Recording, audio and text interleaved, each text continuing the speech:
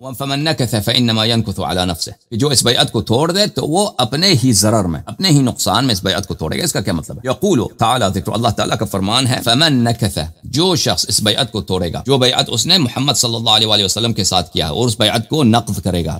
یعنی توڑ دے گا، وائلیٹ کرے گا، فلم ينصرك على اعدائك، تیرے دشمنوں پر تیرے ساتھ نہیں دے گا، وخالف ما وعد ربه، اور اپنے رب سے جو وعدہ کیا تھا کہ فرار نہیں کریں گے، اس وعدے کی وہ مخالفت کرے گا، فانما ينكث على نفسه، بس وہ شخص ينقض بیعته، اس نے اپنی جو بیعت کو نقص کیا اپنے ہی ضرر میں کیا ہے، لأنه بفعله ذلك يخرج ممن وعده الله الجنة بوفائه بالبيعة، کیونکہ جب بیعت آپ توڑتے ہیں تو آپ اللہ کی جو وعدہ تھا کہ اللہ آپ سے راضی ہے اس سے آپ خارج ہو گئے، اللہ نے جو وعدہ دیا تھا دخول جنت کا اس میں سے بھی آپ نکل گئے، کیونکہ آپ نے وہ وعدہ توڑ دیا، رسول اللہ صلی اللہ علیہ وسلم کے ساتھ بیعت کی، در حقیقت اللہ کے ساتھ بیعت، تو اس بیعت سے اگر آپ نے وفا کی تو اللہ آپ سے راضی، اللہ آپ کو جنت داخل کر دے گا، لیکن اگر آپ نے یہ بیعت توڑ دی تو یہ آپ کی اپنی ضرر میں ہے، کیونکہ اب اللہ کے رضا آپ سے چھین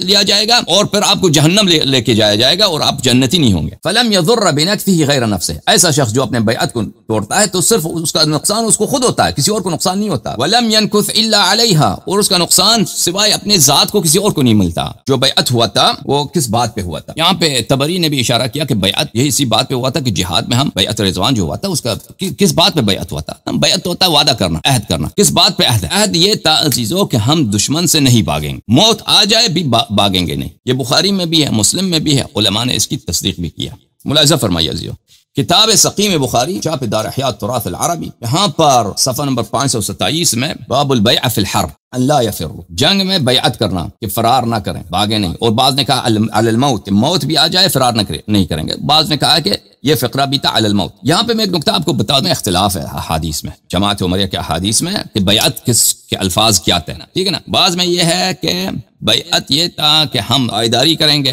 استقامت کریں گے اور دشمن کا سامنا کریں گے، ٹھیک ہے، صابر رہیں گے۔ دوسرے کہتے ہیں کہ بیعت یہ تھا کہ ہم موت تک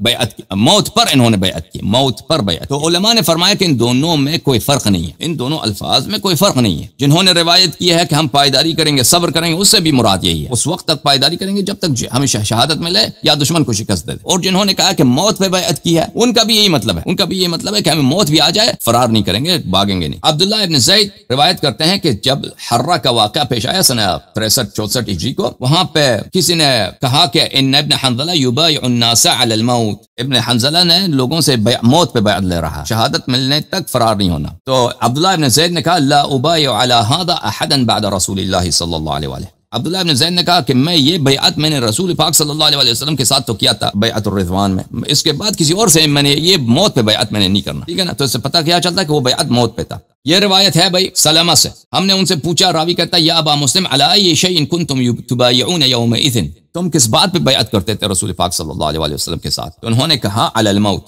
موت پر، کہ موت آ جائے بھاگیں گے نہیں۔